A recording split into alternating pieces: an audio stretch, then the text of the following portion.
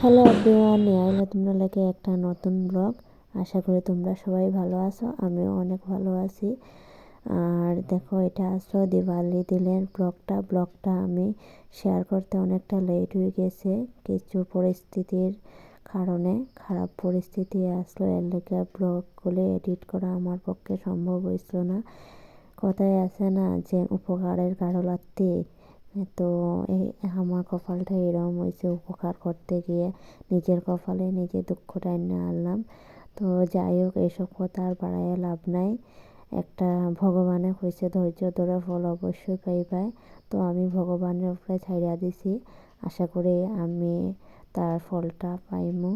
তো দেখবো ভগবান আমার সত্যি আমার মনের কথা শুনিনি আর আমি ফলটা পাইনি। যাই হোক, যতটুক সম্ভব হয়েছে আমি তোমরা ব্লগগুলি শেয়ার করার চেষ্টা করি।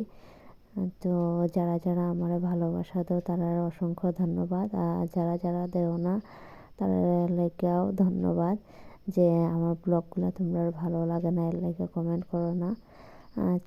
আর এদিকে দেখো আমি বাড়িটা কত সুন্দর করে সাজাইছিলাম। আমি সাজাইছি না, আমার বর সাহায্য করছিল প্রদীপগুলা দিতে। যদি এদিন ছুটি না থাকতো আমার হয়তো বাতি দিতে অনেকটা লেট হয়ে যেত, কেননা মাম্মামের ঠাম্মায় রাখছিল আর আমি একা হাতে এতগুলি প্রদীপে তেল দেওয়া, সলতা বানানো, এইসব করতে করতে অনেকটা লেট হয়ে গেছিলো। আর বর থাকায় ও সব কিছু সাজিয়ে দিলাইছিল, তো আমারও একটু সুবিধা হয়েছিল। আর দেখো, ব্লগের মধ্যে আমারও কিন্তু খুব কম দেখা যাইতেছে, কারণ হয়েছে আমি কাজে ব্যস্ত আসলাম আর আমার বর এই ভিডিওটা শ্যুট করছে।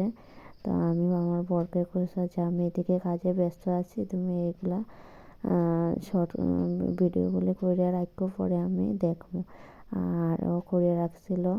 আর দিওয়ালির দিনে একটুকু লেগে আমি আর জানালাটা পুড়িয়া গেল না, পায়ে আগুন ধরিয়া গেছিলো। যাই হোক, ঠাকুরের আশীর্বাদে কোনো কিছু হয়েছে না, একটু জায়গা কালো হয়েছিল, সঙ্গে সঙ্গে প্রদীপটা নামাই লাইছে। আর এদিকে আমার মেয়ের এটা হচ্ছে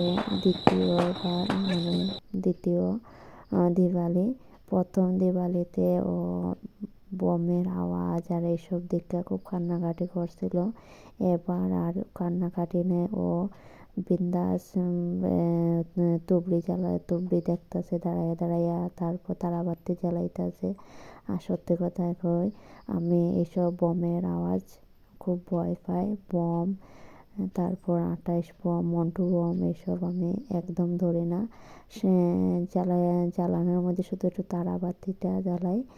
আর মিনি মিনি বোম আছে না যে ফ্লোরে দিয়ে সেটা ফুটায়, জানি না এই বোমের নাম কি, তোমরা কেউ জানা থাকলে কমেন্ট করিও। এসব আনছিল আমার লাগে আমার বর, আর এইসব ছোট ছোট বোমটি আনছিল যাতে আমি ফ্লোরে ফুটাইতে পারি। দেখো কতগুলো। Happy Diwali, happy Diwali, happy Diwali.